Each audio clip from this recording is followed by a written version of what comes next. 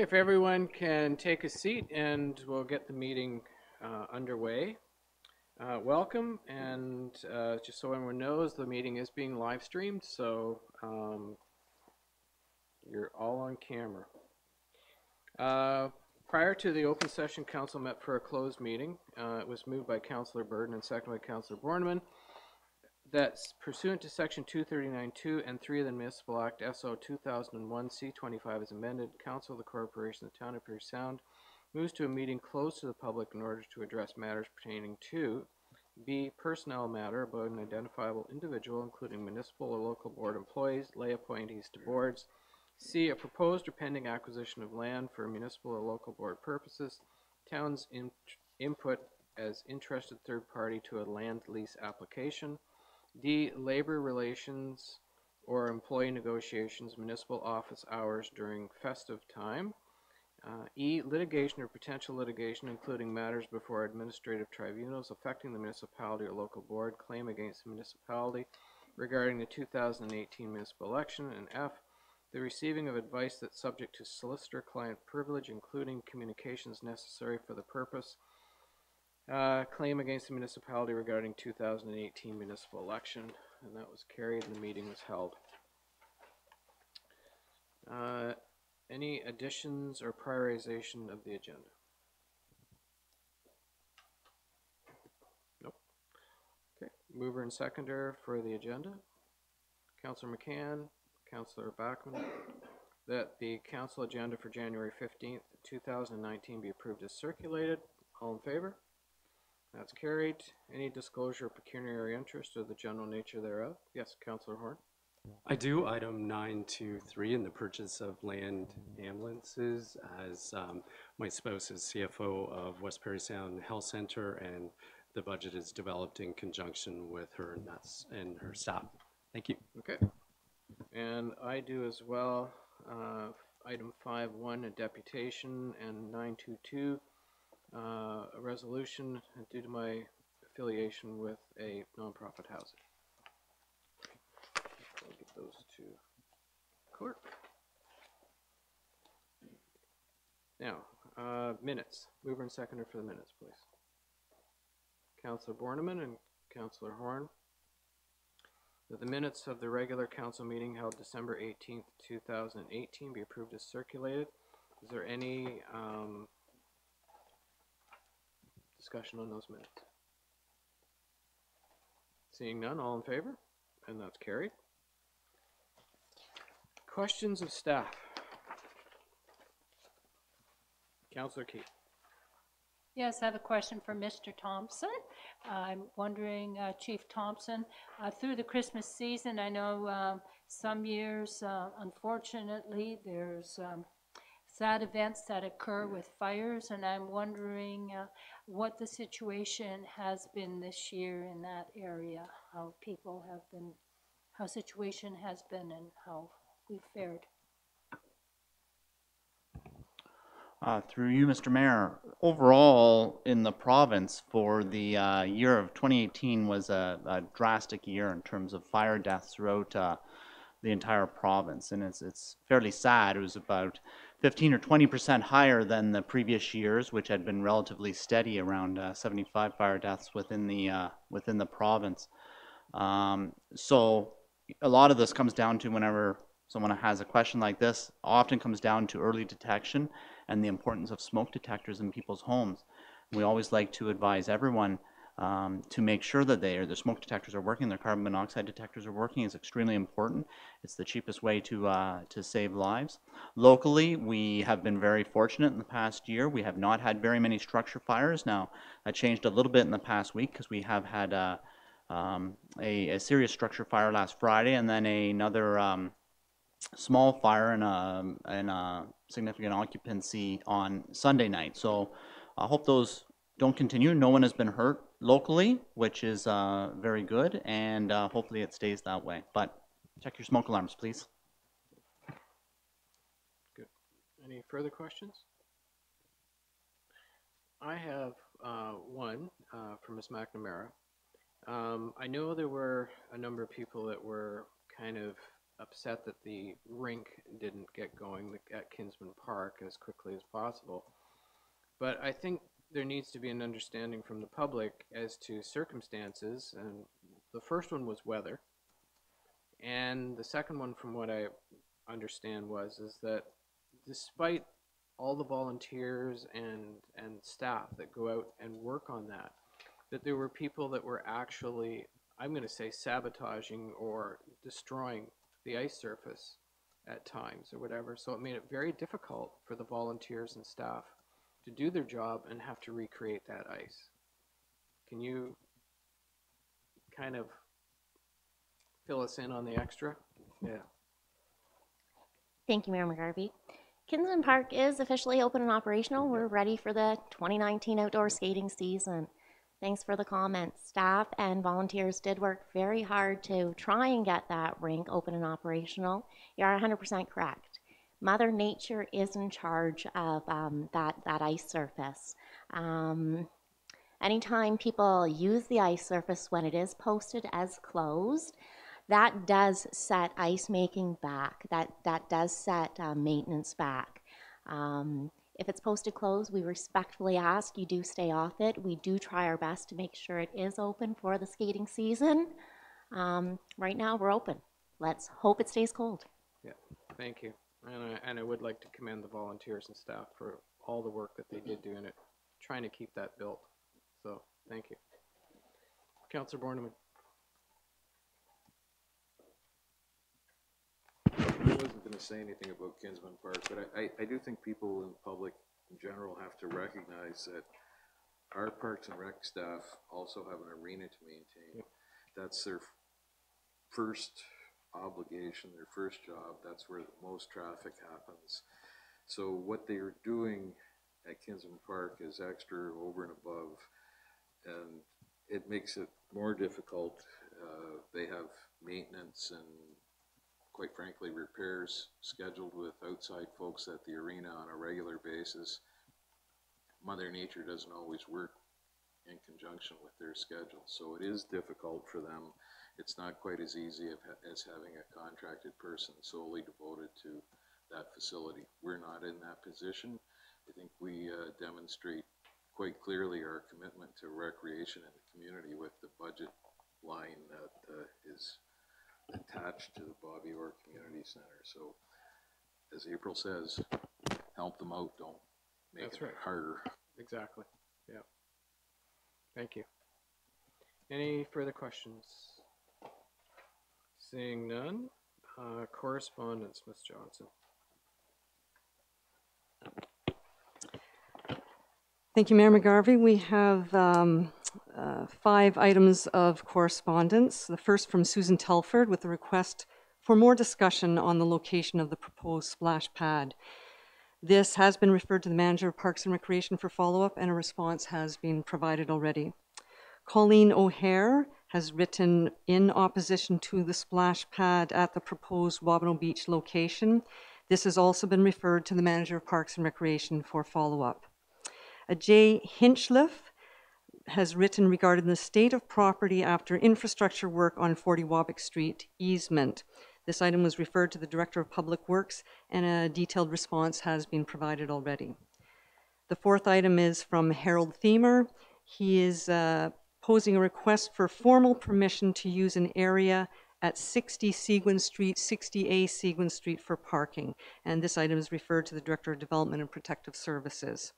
The last item are a series of items from the Association of Municipalities of Ontario, their watch file for the dates of December 13th and 20th, 2018, and January 3rd and 10th, 2019, and that's municipal industry specific news. It's been circulated to Mayor Council and relevant staff and filed. Okay. Very good, thank you. Now we come to the deputations and presentations portion of tonight's council meeting. I'd like to remind the deputations here tonight that they have a maximum of 10 minutes each, including questions of clarification from council. Deputations are subject to the same rules of conduct as members of council, and that no one shall speak disrespectfully or use offensive words or insulting expressions against any member of council, staff, or another member of the public. And it's item 5.1, so We have Darren O'Brien and Gord Harrison here, and I will excuse myself.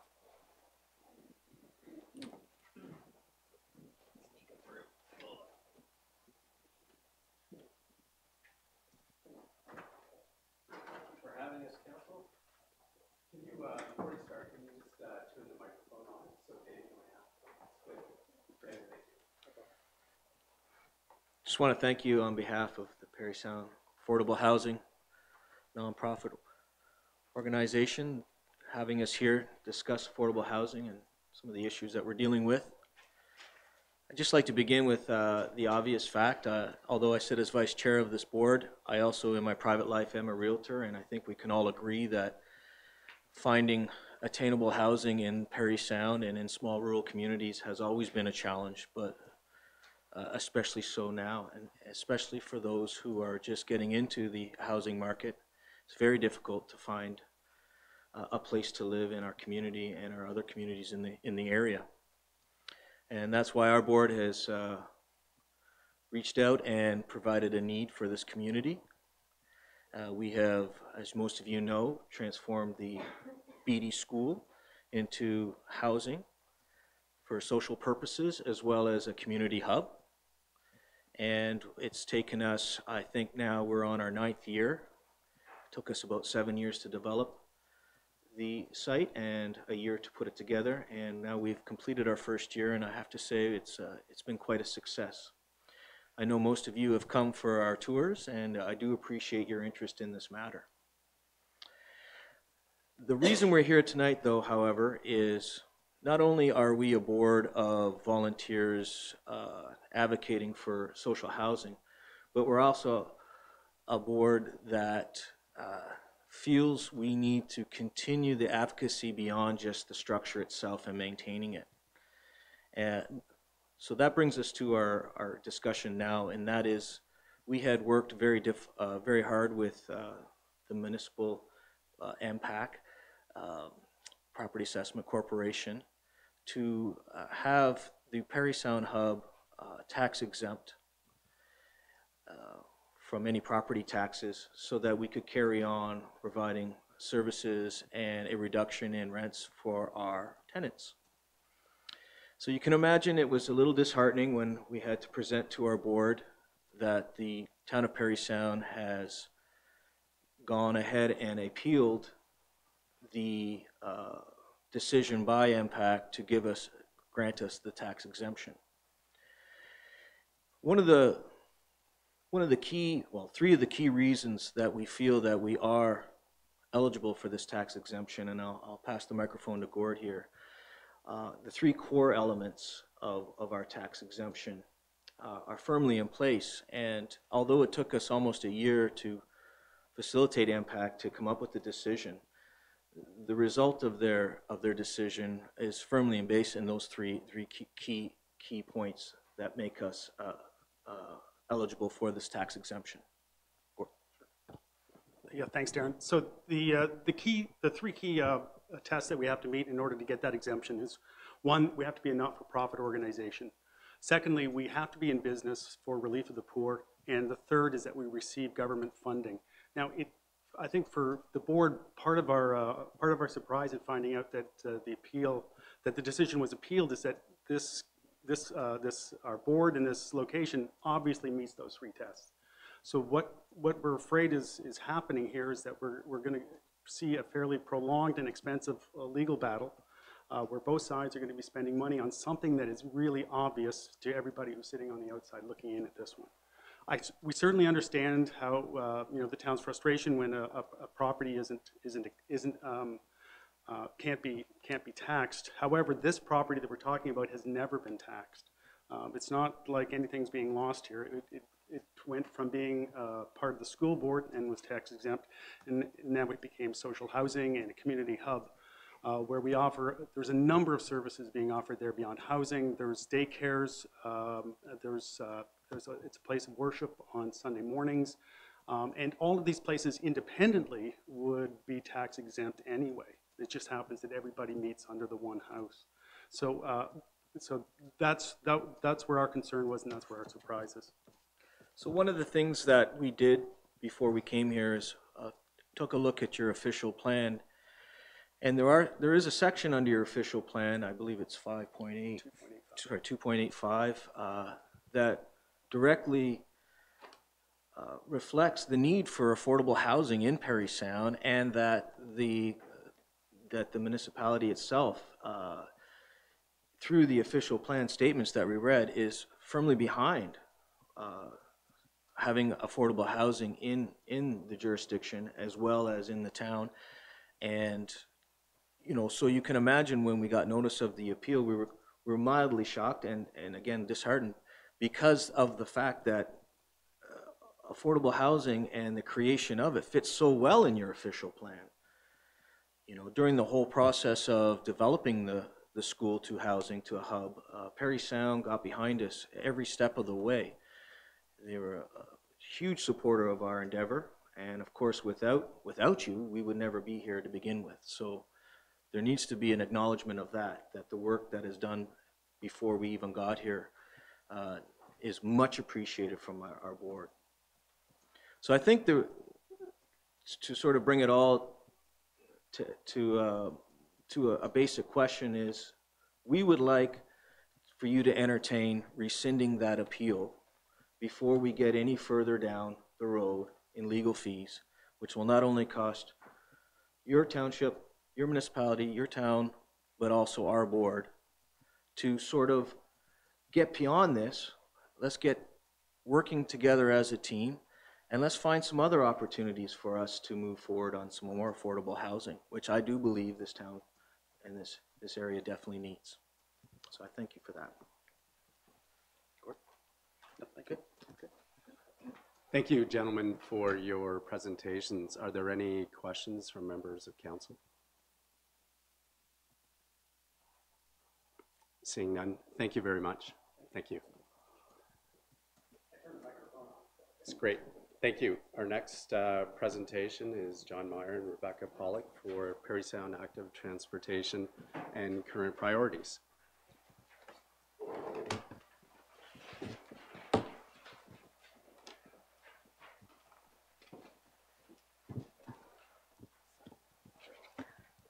Well, good evening, Mayor and Council and staff. My name is Becky Pollock. I'm one of the volunteers from our committee, the Parry Sound Area Active Transportation Committee. And it's nice to be back in this seat to update you on some of our recent activities and to show you a little bit of our vision for the future. We are a grassroots group of citizens and like-minded organizations promoting safe, accessible walking and cycling throughout the Parry Sound area, but especially within the town. We meet regularly at Canadore College. We're open to anyone new, members of the public, yourselves, and we have an excellent website and Facebook page. We found it very effective to regularly meet with town staff in the departments of Public Works, Planning, and Recreation. We feel that there's a good fit between getting their advice and direction and some of our plans as well. So it's most efficient as well. The benefits that we see from active transportation are many. We find that there's healthier residents in town, much safer streets, especially around schools, lower greenhouse gas emissions for our climate impact, and accessible, affordable transit for people who don't have a car. We're excited about economic development and tourism opportunities. Some of you may know the Pedaling for Parkinson's event, which was a cycling event that brought literally dozens and dozens of people to the area for an extended weekend to stay. We think we can build on trail events just like that. All in all, we see a vibrant community coming out of our work and your commitment. And we'd like to thank you for everything that you've put into this incredible portfolio over the years. Our work aligns with local and regional plans, such as the Masters Trail Plan. It's important to note that we believe in connectivity, which is to say that your trails could be great, but until they connect with every adjacent municipality and serve the area residents, our committee won't truly be satisfied. And we've seen some excellent work in the area of Winks Link between the town and McDougall Township. So as we strive for new bike lines and pathways, it's very important to have good timing so that we are aligning our requests with your work plans. When roads are resurfaced, provincially even, or municipally, we like to look at the options for bike lanes, like we do here on William Street. I also wanted to mention that there have been some major engineering projects where we realize that there can't always be bike lanes, and that's an important reality that we're willing to work around. There's often alternatives, like our outstanding waterfront fitness trail, Rotary Algonquin Regiment Fitness Trail, where we are anticipating a new resurfacing, which we believe will prevent erosion and extend the life and maintenance of that trail. So thank you for supporting these improvements. Specifically, we've seen reduced speed limits in community zones, this William Street cycling lane that's shown, sidewalk improvements on Wood Street that residents appreciate, and as I mentioned, Winks Link. This is always top of mind because he was our former chair. When we look into the future, we see some budget priorities, and we spent a long time with town staff also evaluating the merits of these priorities and what would be essential for 2019. We'd like to put forward the suggestion for timed flashing light signs near schools. We do have reduced speed zones, but we think that as drivers are transitioning, safety is paramount in these areas, particularly with any new school builds, and we would encourage the council here tonight to see what the cost would be for timed flashing lights similar to McDougall and Humphrey schools. Secondly, some big ticket items. We'd be very interested in supporting engineering and planning studies for any of the Safer St. Charles crossing area. You'll know this as the upper end of Isabella Street, where it turns sharply into Wood Street down to the Salt Docks. There are some railway gates now, but that is strictly no pedestrian access on that turn. We've seen salt trucks coming through there with strollers. We are very concerned about safety. Secondly, the areas of Joseph and Bow Street present a huge opportunity for something called a road diet. We're going to entertain you with a 5-minute video on the road diet because I think when I heard of it, I thought, that's crazy. I'm never going to slow down for a road diet. It's going to back up traffic. We can play it. And actually, what we realized is that there is a road diet already on Bow Street. As you squeeze at Louisa under that CN bridge and then you open up, there's never a backlog of traffic there. People merge, people release, and you do it again over the river. Thank you. It might not look like anything special, but what if I showed you the same road a few years earlier? Notice anything different? Here's a better angle of that. The old road has 4 lanes for traffic. The new one has 2. And now there's this middle lane for left-hand turns. There's also a new bike lane. This is what transportation planners call a road diet, and it's a very popular way to make the roads safer. Over the course of the 20th century, 4-lane roads became an American institution. It all started with the release of Ford's Model T in 1908. A few decades later, there was 1 car for every 2 households in the States, and by the 1960s, many roads became so busy that traffic engineers had to figure out how to add capacity. So they added lanes. A lot of pavement was getting put on the ground, even where maybe the population and the traffic volumes weren't so high that really we needed that pavement, but we wanted that pavement. Sometimes, you know, your eyes are bigger than your stomach. Fast forward to the present day, and we're left with some overbuilt roads that are pretty unsafe. And crash reduction is a major benefit that planners can achieve with just a bit of paint. 4-lane roads have quite a few conflict points. Those are places where accidents could happen. These are merging accidents, left turn lane crashes, and rear ends. Now look at what a 3-lane reconfiguration does. There are far fewer crash points. A road diet can also make left-hand turns suck way less. The shared middle lane takes left turners out of the traffic flow, so they won't hold up drivers who want to continue through. And now, left turners will only have to cross 1 lane of traffic instead of 2, which will eliminate broadside accidents. And the benefits don't end there. By slimming each lane in the road diet can reduce travel speeds by around 7 miles an hour. Narrower lanes can cause that psychological impact on the driver to slow down a little bit.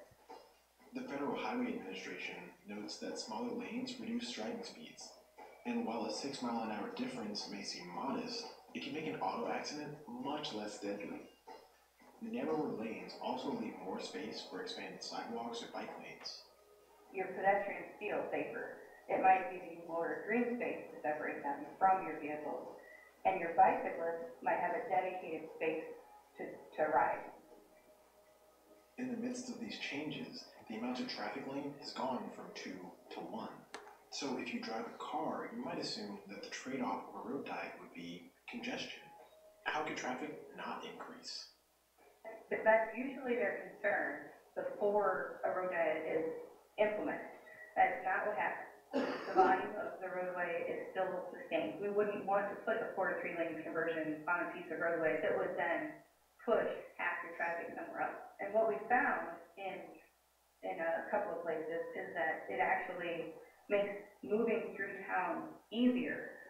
But traffic flow is only one part of the equation. You've got to also balance commercial and safety benefits too.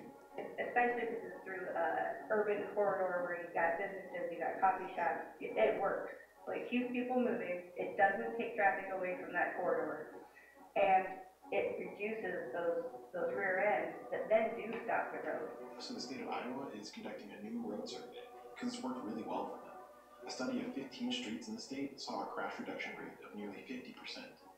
At the same time, the diet didn't substantially disrupt other activities along the corridors.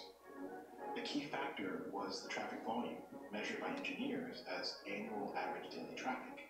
Most road diets will run into problems as you approach that 15,000 vehicle number. In Iowa, many roads don't get that much traffic. The same could not be said with suburban contexts in California.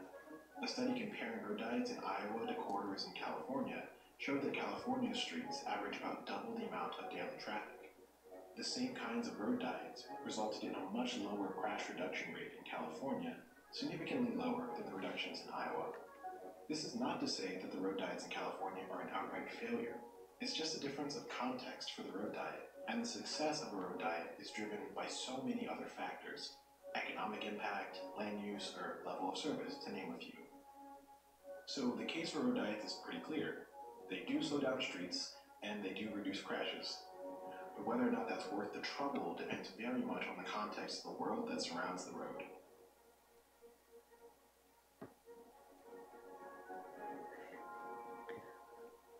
Well, thanks for your attention on that. I just have 1 minute left, but I wanted to say that this could be a can of paint. It could be a pilot on Joseph Street, but if we think about Bow Street, John here has prepared the drone footage on Google of every potential crash point. Thank you. We'll just finish now and take any questions. Any questions? Councillor Borneman? Wondering if the drone footage can be sent to us electronically. It's on the web, it's on our site. It will be. It will be, okay. Yeah. So the question was about drone footage availability. We'd like to post that on the active transportation site and send it to staff. Yeah. Thank you. Okay. Councillor Bachman? Do you have any, thank you for your presentation, and do you have any stats on the collisions on the area that you're interested in putting the road diet? We've asked. Oops, sorry. No, it's, okay, we've asked for stats in a number of different locations, and the OPP, it's really thin, Okay. and it's not their top priority. I will say, one point I want to make, if road diets are a new theory, they aren't. It's already on, we do have one in Parry Sound Plus. Midland, Aurelia, and let's see, Parry have gone extensively to road diets.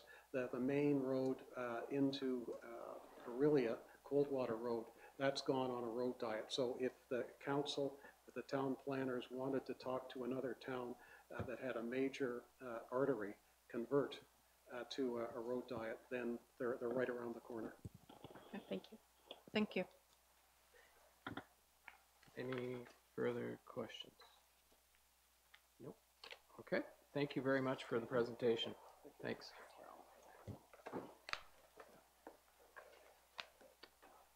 Okay. Our next deputation is Ruth Beatty and Nancy Reagan, Parry Sound High School Parent Council. Welcome.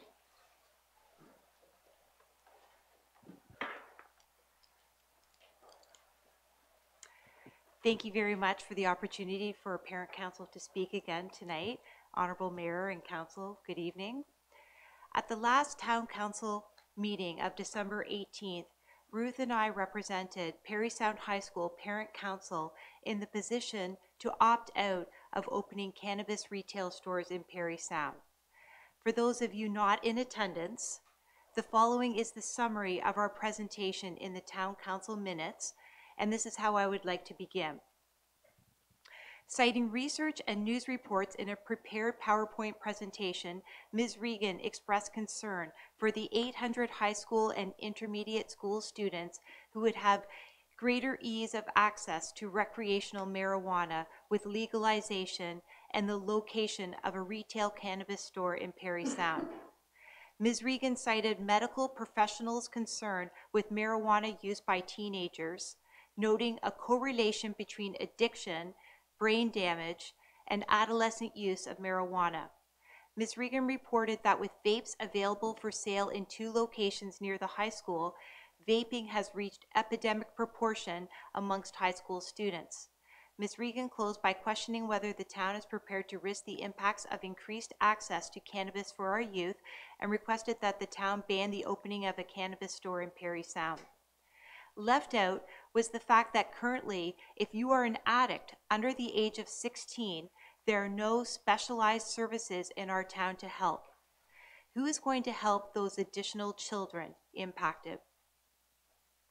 There were several surveys taken in the community as to our opinion on this issue as presented December 18th.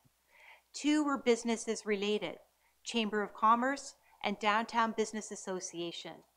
Not surprising, there was strong support. If only 21 responses came in from local residents and 19 were in favor of opting in, that hardly seems like a valid sample size. Did you ask healthcare professionals, mental health and addiction workers, parents of children, or educators of our youth? Many people I approached in these fields were unaware of this issue in our town.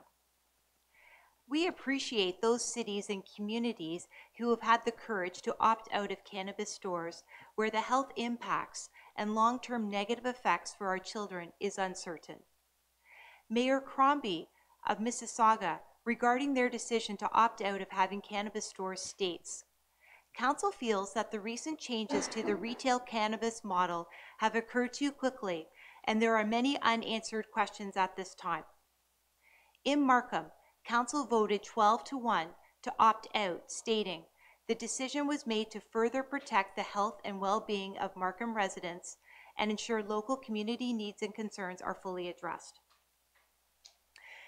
Tonight we have residents of Parry Sound who are opposed to cannabis stores. Would you please stand up?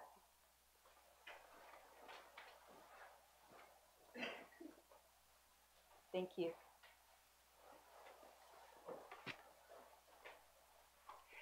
Parry Sound High School Parent Council recommends that Parry Sound opts out of allowing cannabis retail stores in our community. However, if Council decides to have one, the following guidelines are recommended to be used as amendments to the rules set out provincially for cannabis stores.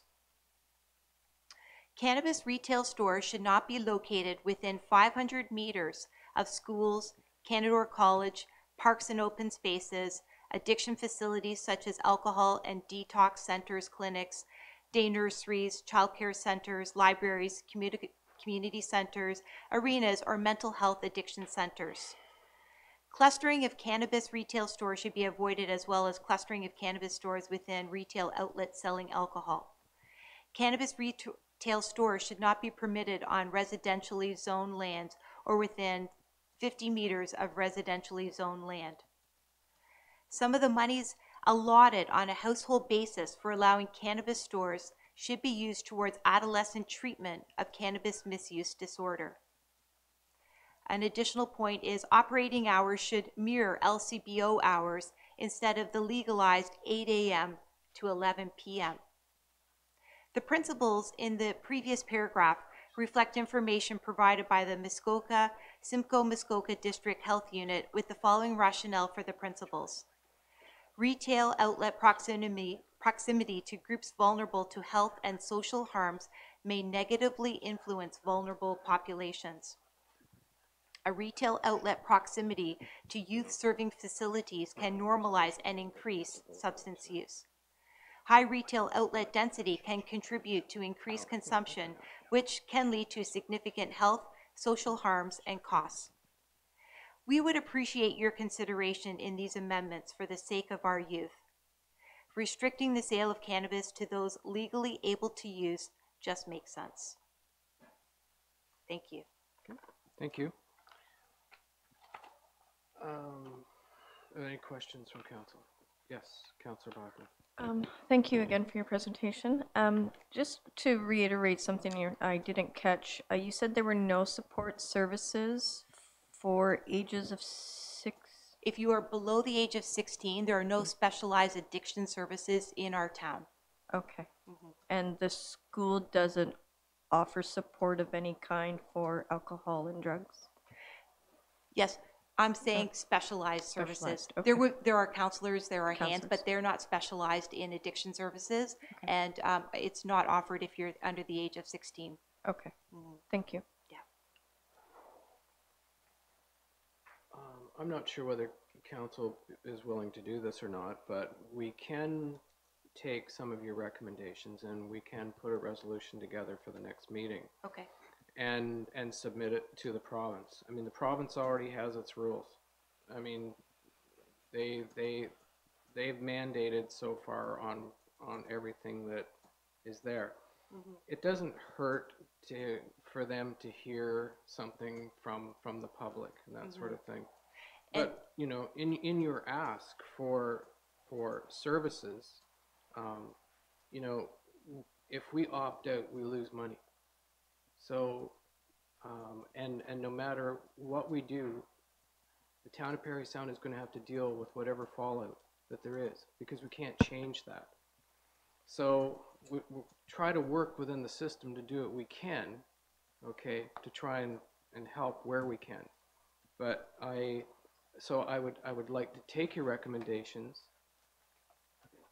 in a resolution form. So if you can submit them to staff, so that staff can have them for the next meeting, we can always take those to the province. There have been many recommendations made to the province on a number of issues to try and make this more palatable to the public. And we're at where we're at right now. So, yes. So. And these were recommendations that were taken from the minutes of the city of Barrie, that they were trying to have greater restrictions on the rules, and this is where I came up with these specific ideas. So and I believe they've been sent already, right? They have been? They have been sent already, yes. So if council's you know, okay with that being brought forward to the next meeting, which I'm seeing it seems fine, then we will do that. Thank you. Okay. Yep. That's great. Are there any further questions? Any questions? No? Okay. Thank you very much. Chance. Yeah, Thanks. Well, I think we've come to the end of our deputations portion of the meeting. So we're into mayor's and councilors' reports. So we're starting with Councillor Horn tonight. Thank you. Happy New Year, everyone. I hope everyone had a great holiday season. As our committees were just struck by the mayor, I've had no recent meetings to attend. I did attend the mayor's levee, and it was a wonderful turnout, and just want to give a big shout out to Doug Breer, who received the Order of Parry Sound. I'm sure the mayor will speak to that in his report, and that's all I have. Everyone have a good evening. Thank you. Good. Thank you. Councillor Keith? Yes, thank you, Mr. Mayor, fellow councillors, staff, and of course, public. I too didn't go to any specific meetings per se. However, I also attended the mayor's levee, and that's been mentioned, and I'm sure will be mentioned more. I did attend the municipal affairs, had a workshop all on the Municipal Act, and I feel education is important, and I can always use some more, so I attended that. And I also attended a recognition dinner for the Salvation Army, and to say thank you for all the volunteers. There was a good turnout there, roughly 60 people. And one of the highlights, besides, there was a lovely meal also, so I got to be fed, didn't have to cook. And besides that, I have to say it was really wonderful to see that Parry Sounders, and of course there's people from outlying Parry Sound, but contributed not only to the kettles but also to the radiothon, all during the Christmas time, and the round figure would be roughly $80,000 was raised. That's the total of the combined, and I think that it's really important for us, and I think we undersell our community, Parry Sound, in that sometimes it gets forgotten how very kind and generous citizens within the town of Parry Sound and the area are to helping other in needs. And so I think that's really great, and I think that at times when people maybe are not seeing all the benefits of living in Parry Sound, that's one that's really important, is the selflessness of people in the area. So thank you. Good. Thank you. Councillor Burden? Thank you, Mr. Mayor. I don't have much to report either, but I did attend the Mayor's Levy, and it was a wonderful event, well attended, and yeah, it was good. I also attended my first meeting of the Industrial Park Board. Nothing much really to report there, other than things are going very well at the Industrial Park. And that's all I have. Thank you. Councillor Borneman? Good evening, Your Worship. Thank you. I got on a bunch of keener committees apparently. I too attended the Mayor's Levy on the 6th and the 8th, and again today the Airport Commission met. Last year was a real strong year for fuel sales. We haven't completed an audit yet, but our profit loss statements look quite healthy, and I think in recognition as to how important Seguin views the redevelopment of the runway and the airport's potential to the area, we've been joined by Mayor Ann McDermott as their representative there. So I'm hoping that leads to a stronger line of communication with that council. On the 9th, I attended the monthly meeting of the Belvedere Heights Board of Directors. Congratulations to Lynn Gregory, our new chairman, and Karen Isley Stewart, the new vice chairman.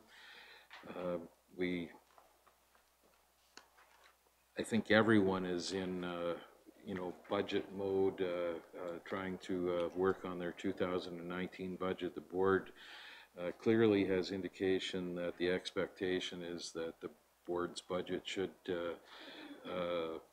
be in line with cost of living increases and not the rather more expensive increases that we've been seeing previously. On the 10th, Councillor Burden mentioned the Parry Sound Industrial Park meeting. The water and lagoon systems continue to function well. The website is going through and over a redevelopment. Otherwise, I think we're moving along normally. I want to send out my congratulations to the Hull Construction Pee-wee team from Parry Sound, who last weekend won the Silver Stick competition in Forest, Ontario. That doesn't happen very often anymore. So those players, coaches, and parents should be commended for their efforts. And that's my report, Mr. Mayor. Thank you. Councillor McCann. Thank you very much. Good evening, Mr. Mayor and council and staff and people watching at home and here in the gallery. A couple of things to report on. Again, I'd like to wish again everyone a very happy new year for 2019. And quite ironically, in sending out Christmas cards over the Christmas season, we wish people health and happiness for the new year. In the last year, 2018, and certainly just coming into 2019, I had a couple of major health issues that really got my attention, and one that just put me out of commission for the last 2 or 3 weeks, so I've sort of been hibernating. I wanted to give a shout out to the folks at the West Parry Sound Health Center and the work that they do. In the situations in which I was involved with and being in a merge, they take good care of you there, and I don't know where we'd be without such an institution. So thank you very much, and look after yourselves and take care. So having said that, I did miss the Belvedere Heights Board of Management meeting, as Councillor Borneman had mentioned, and it seems to be dangerous to be sick in a way, because you get volunteered for things that you're not typically. But anyhow, I love my work with Belvedere, and I will continue to sit on the HR committee as well as serve in the capacity of Secretary Treasurer. There's lots of work to do coming up in this year. This morning at 9 o'clock, I attended my first monthly board meeting of the Parry Sound Public Library. With our inaugural meeting, new board members were welcomed, new board chair and vice chair were elected, financials received, change of banking signatories were discussed, fundraising for 2010. And before Christmas, I mentioned we had a surprise coming up for you in February of this year. We're bringing the Flying Fathers Hockey Club to Parry Sound. This will be a fundraiser which will go in support of the Hospice West Parry Sound, the Hope Pregnancy Center of Parry Sound, and also the Habitat for Humanity Parry Sound chapter. If you're not familiar with the Flying Fathers, I would invite you to check out my website at dougmccann.ca, and I have a link on that front page which takes you to a blog on the history of the Flying Fathers. They were founded out of North Bay and Sudbury way back in the early 60s. It was one game had been put together to raise some money for a child who lost some teeth in an accident. And that one game turned into hundreds of games and thousands of dollars raised over the years. It was founded by Father Brian McKee and Les Costello, and Les Costello, of course, was a former professional hockey player with the Toronto Maple Leafs. He passed away a couple of years ago. So they're coming to the Bobby Orr Community Center on February the 20th in the evening. Watch for more details on that, and I invite you to check out that link that I mentioned as far as what the Flying Fathers are all about. Over the years, they've had some great antics on the ice, and they're well known for saying that they win because they cheat. And so they'll be facing Councillor Borneman, the Eager Beavers, I believe, which is, of course, would be a collection of players here in town. So a good time for all. Thank you very much. That is my report. Okay. Thank you. Councillor Backman. Thank you. My report this evening is I've been attending several board meetings now that I've been assigned to them. The first, though, after our last board council meeting in December, I attended the museum's solstice event, and it was very well attended, and I'd like to just give a shout out to Anne Bozark and the staff at the West Parry Sound Museum for their hard work to put that lovely event on. I've attended last week my first industrial park meeting, and I believe other councillors have elaborated on that. As well as this morning, I attended the Parry Sound Public Library, and I'd just like to congratulate both our new chair, Nora Alexander, and our vice chair, Tom Lundy. Other than that, I've attended the Municipal Affairs Orientation, which I learned a lot as a newcomer coming into council, so I'd like to just put out appreciations for setting that up, Rebecca. Thank you. Good. Okay, thank you. Council, staff, and public, January 6th, as was mentioned, was the New Year's Levy, which was held at the Bobby Orr Community Center. Congratulations to Douglas Breer on receiving the Order of Parry Sound. Doug's pleasant manner and willingness to volunteer and support so many organizations is very commendable. I'd like to thank Rebecca Johnson, Jackie Boggs for all their work and effort in putting the levy together. And I'd like to thank everyone that came out. It was really well attended, and appreciated that so many people came out to enjoy the afternoon for a bit. January 9th, I attended the Chamber of Commerce annual general meeting, which was held at Meg Wallace's photography studio on Joseph Street. That was a well-attended AGM, and they're selecting a new board. January 10th at 9 a.m. I handed a package to the Ministry of Finance on their information gathering session that Parliamentary Assistant to the Minister of Finance, Doug Downey, held at the Stockey Centre. Ministry of Finance was looking for ideas that might save municipal and provincial governments money and help speed up services. January 10th at noon, I attended the opening of the 30,000 Island Bonspiel, and another well-attended event, and I'd like to thank our bylaw department for their accommodations. January 10th at 2 p.m. I attended the official opening at the Royal Bank in their new location at the South End. Another well-attended event, and quite an interesting facility that they have there, and their new booth-style. You come in and you can talk to a representative, or you can do your banking, your own personal banking on a computer that they have set up, and it's set up like a booth in a restaurant, which is kind of interesting. It's the only one in apparently this area like that, so that was kind of cool. January 15th, today, I made a pre-budget submission on behalf of AMO to the provincial government, and other than that, there's just been a lot of meetings with ratepayers. So that's my report, so on with the agenda.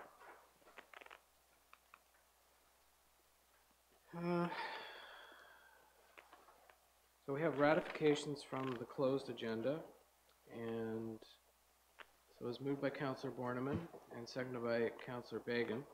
Councillor, I did that again.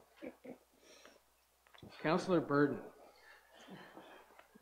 God, I get a name tag, right? Turn it around so I can see your name tag. Maybe if I wrote a little clearer, that will help. Oh, I tell you. Oh. Sorry. You're way better. Anyway, that council hereby amends Schedule A to Resolution 2018-142 per attached in order to approve appointment of Barb Cribbett and revoke the appointment of Sandy Eadington to the West Parry Sound Joint Election Compliance Audit Committee, and to approve the appointment of Stephen Heder and revoke the appointments of George Ashford and Karen Hodgkinson to the Parry Sound Public Library Board. Any discussion? All in favor? And that's carried.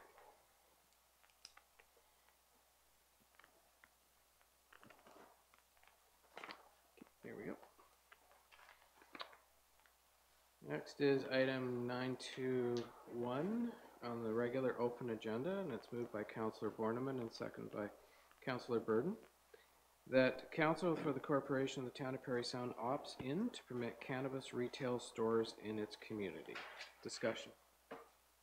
Councillor McCann.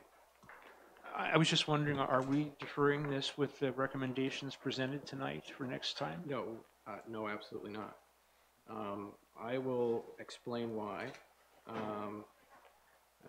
Councillor Horn, can you take the chair for a moment, please? Thank you. No matter what we do, okay, and I'm glad the group's back in the room here. So no matter what we do, the town of Parry Sound is going to have to deal with whatever issue is dealt with cannabis issue related, okay? We have until the 22nd of January to decide whether we're going to opt in or opt out, okay? If we opt out, we will receive the first amount of funding and the second amount of funding, but there'll be no more funding after that. We're still going to have to deal with all of those issues. Plus, if the person has a building and we might get some taxation from it or whatever, great, and that sort of thing. So no matter where it goes, the town of Parry Sound, because it's a hub community, is going to have to deal with those issues. And if we don't have a little bit of extra funding to help with it, well, then it's coming straight out of the taxpayer's pocket, or whatever to try and deal with those issues. And I have to agree, there are some things that the province needs to step up on. I'm not happy with everything that's in the legislation.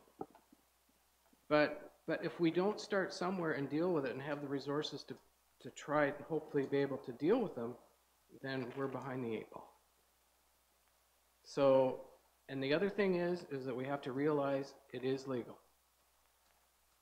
No matter how you cut it, it's legal. So people are going to be able to use the product where they're allowed to be able to use it in the community anyway. So I just wanted to make sure that's clear, and I'll take the chair back. So, yes, Councillor McCann. So again, just a follow-up, and I understand that. It seems from the talk, and it's all we've all heard, as far as the news goes, with what's happening in the province, the likelihood of Parry Sound having a bricks and mortar store at any point in time is not likely within the very near future. We can opt out at some point later if we deem necessary. It's, I suppose, basically to opt in at this point where we have nothing to lose. I don't think you can. Once you're in, you're in. Is that right? Oh, Once you're in, you're in. If you opt out,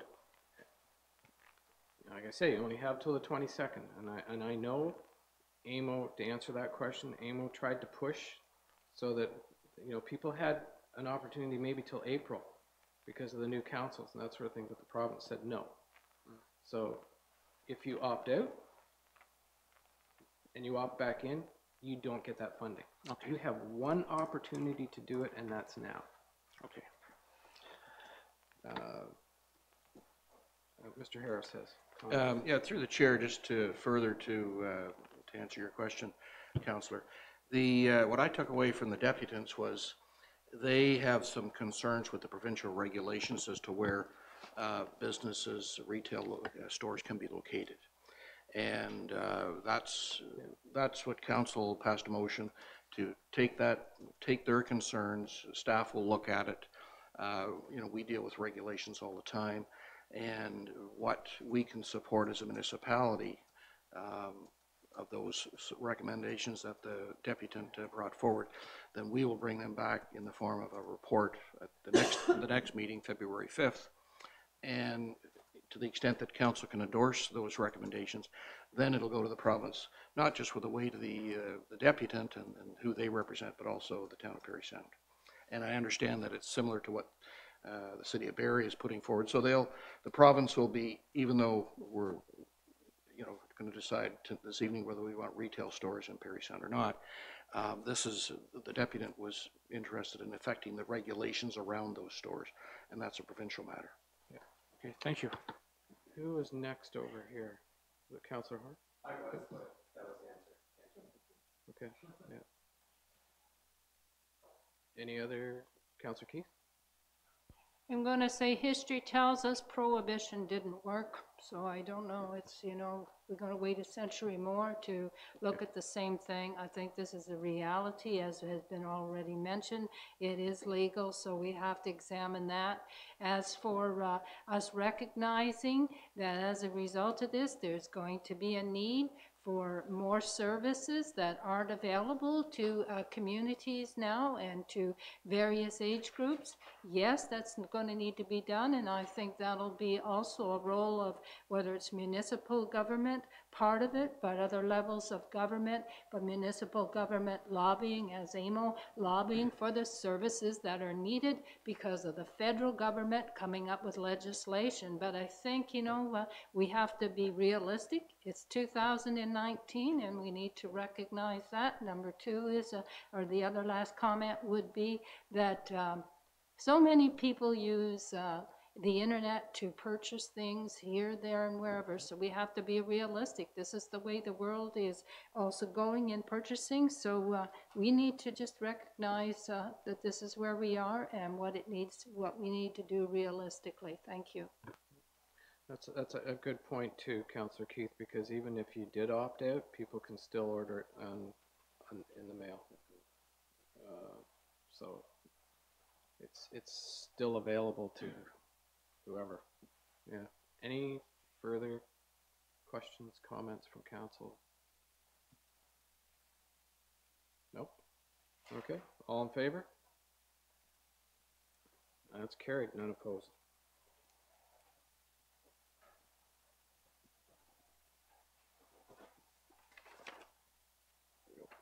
Okay. Oh yes, that's right. Councillor, can you give that to Councillor Horn, please?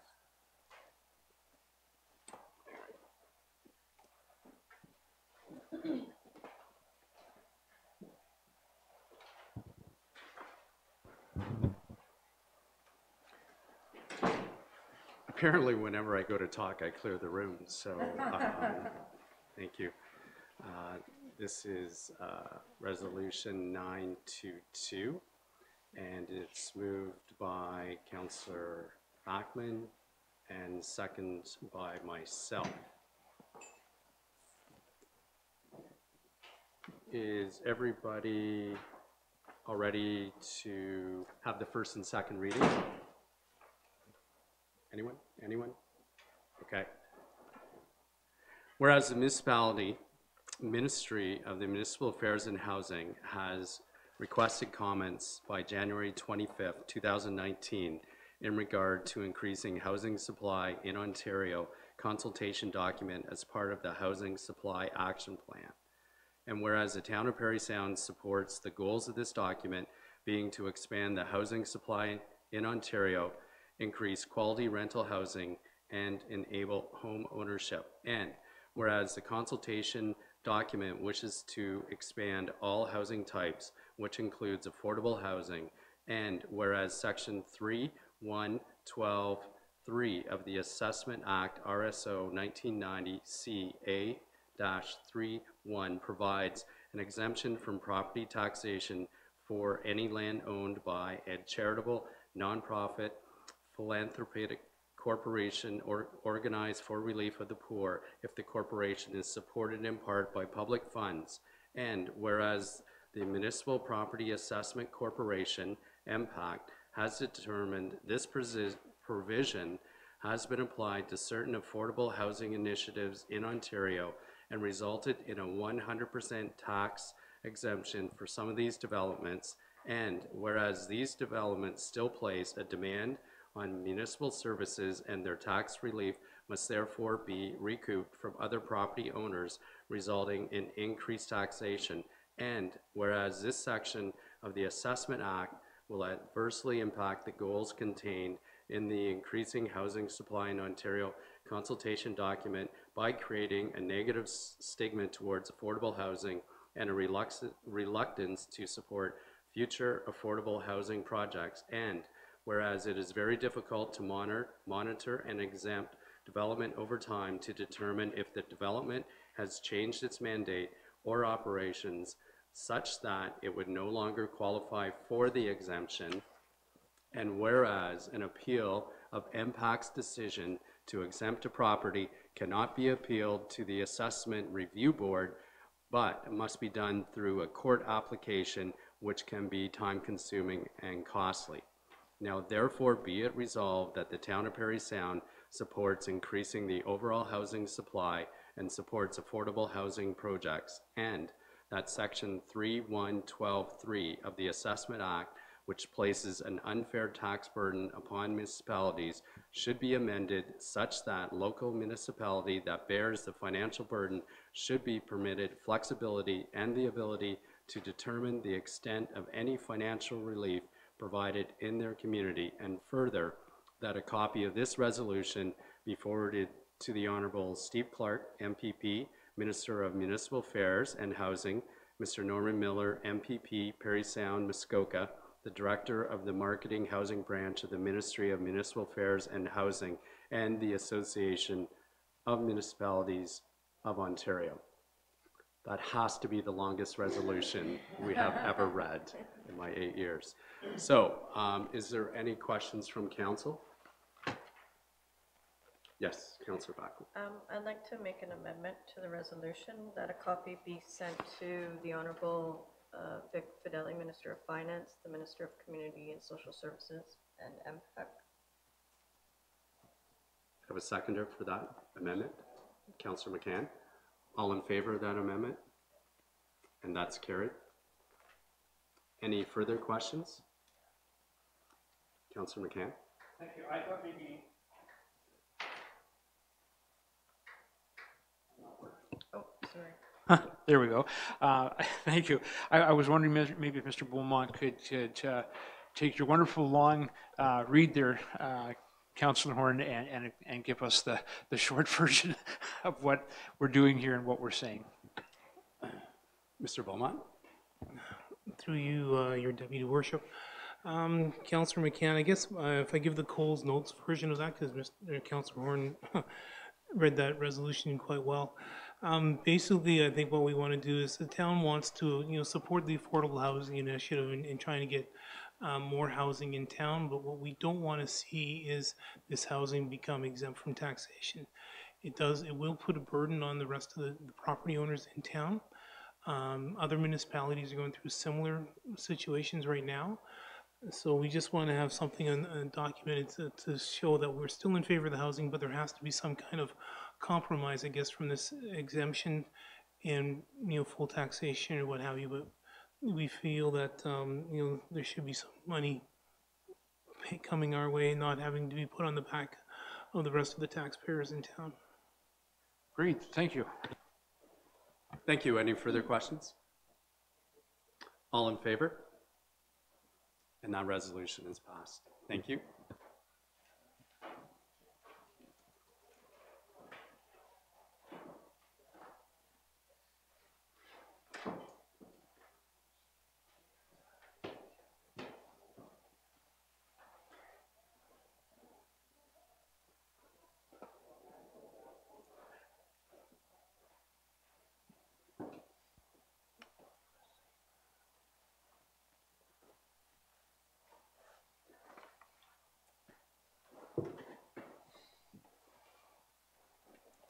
As Mr.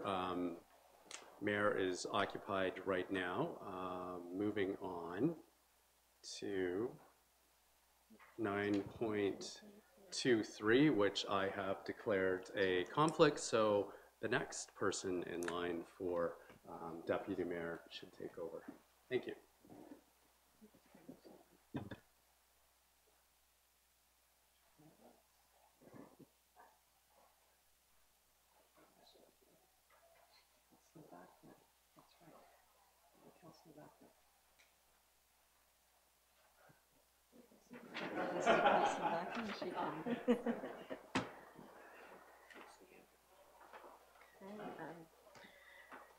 This is 9.23 EMS ambulance replacements for 2019.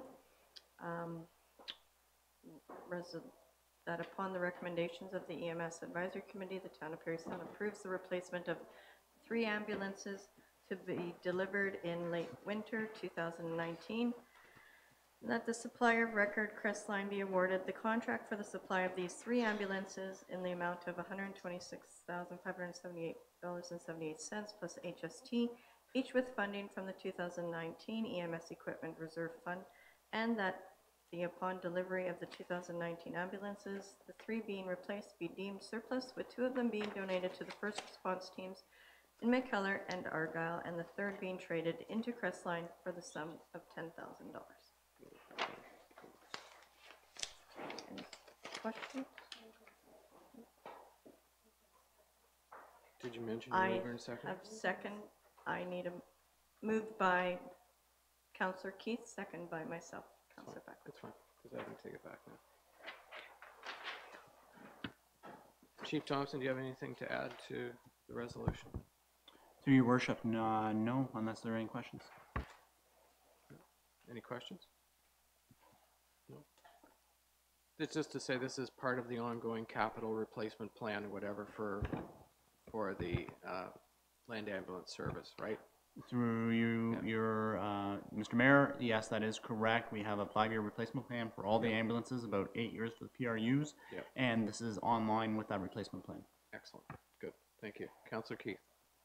Yes, I just thought of a question. Mr. Thompson, over the years, I can appreciate we need to upgrade and, of course, when the ambulance or whatever that vehicle is that is no longer needed, it's usually given to a unorganized township or an organized township. And what I'm wondering is, do you folks keep a list of where and how long is that list? Like what period of time do you keep a list of the donation? And also, is there, how do you figure out after a while as to how many, or the number of times a similar municipality would receive a donation? How's that done fairly? Through you, Mr. Mayor. We've actually gotten to the point of the disbursement of the ambulances that we really have more of a supply than there is a demand to take them. As you will note, I think we traded in 2 last year, and this year, of course, there's only 2 that are desired out in the community, and there's 3 available, so we'll be able to be trading in one. So in terms of dispersing them in a fair manner, it's really not an issue because there is a greater supply than demand. In terms of keeping track with them, we do keep track of them, and the first response teams will generally use them, depending on the quality of the ambulance that they get, for a period of 5 to 7 additional years. So they do a really good job of keeping them in service and keeping them operating. In McKellar, this will be going to replace one that they already have that has worn out on them, and that was almost 7 years ago. They've been limping it along for quite a while and have been doing their best to keep it operational. For Argyle, this is the first time that they've requested one, so they're going to utilize it for a first response vehicle for their fire department. So this is a new request from Argyle. Councillor Keith? Just one other follow-up. It just hit me that when these vehicles are donated, is there ever some sort of signage anywhere indicating that they were donated? Through you, Mr. Mayor, we actually insist that a lot of the decaling gets removed because we don't want there to be any confusion in the public that this is an operational ambulance with actual paramedics on it. So a lot of the fire departments will actually even repaint them so that they're red to match their fire fleets, is a general practice. If they don't want to invest that money into it, then they will remain white in color, which the ambulances are, but they do remove the decaling that would indicate that it's an operational ambulance or that it has any tie to the District of Parry Sound EMS. As you'll all know, the funding for these ambulances, all the ambulances in the fleet, comes from the entire district. So it's not from a single agency or a single municipality that we're actually making a donation. I guess you could say that we're making a donation on behalf of the district to the municipalities. So we haven't put signage on to that effect in the past. If I may add, Councillor Keith, previously last year you had asked about whether there's any financial return for us making a donation of this magnitude. $10,000 is a significant donation. And I did follow up with the Director of Finance at the time, and there is no way, because since we're not a for-profit organization, there is not a tax break or anything like that that could come back to Parry Sound District EMS or the town for the donation of these pieces of equipment. Well, I can only say that I'm sure we all want to try to get the best bang for the buck for the taxpayers, whatever municipality it is. Okay, anything further? All in favor? That's carried. Can someone let Councillor Horn know that I think he can come back in now.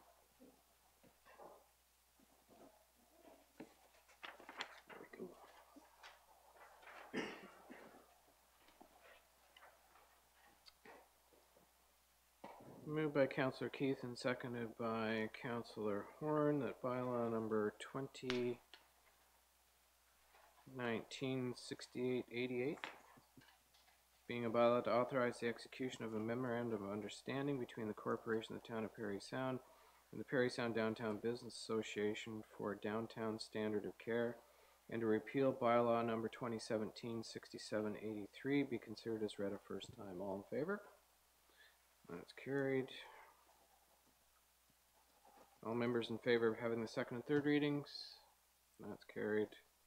Moved by Councillor Keith, seconded by Councillor Horn, that the bylaw above mentioned be considered as read a second and third time, passed, signed, and sealed. Discussion. All in favor? That's carried.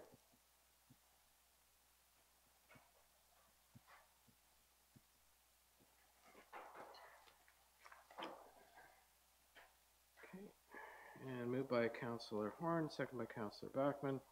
The bylaw number 2019-6889, being a bylaw to confirm the proceedings of council, be considered as read a first time. All in favor? That's carried. All members in favor of having the second and third readings?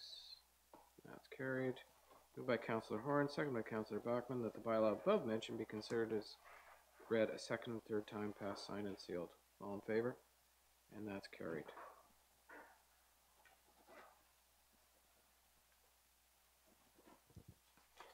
Okay, so prior to adjourning, I'd like to offer the following information to the public regarding the next council meeting.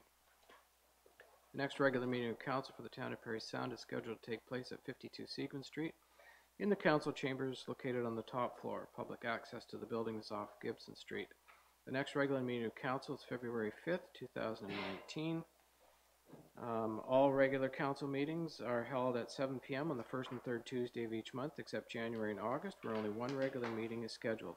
Regular and special meetings are now live streamed. Please check news and public notices on our website at www.parrysound.ca for instructions to watch live or see earlier council meetings. Agendas, changes to council meeting schedule, and notices of special council meetings will be posted on the town's website at www.parrysound.ca under news and public notices prior to a council meeting. The public is able to view an electronic copy of the complete agenda with attachments on the town's website. Just search council calendar and the date of the meeting. Should you wish to receive the combined agenda via email, you may make that request on our website or contact the clerk at the municipal office. The minutes of the council meetings will be posted within 2 days after the council meeting on the town's website and on the bulletin board located in the municipal office entrance. Your TV will continue to air the regular Parry Sound council meetings on Saturday at 9:30 a.m. following a regular council meeting. For Cogeco listings, contact www.yourtv.tv. So, Happy New Year and all the best in 2019 to everyone, and have a good night.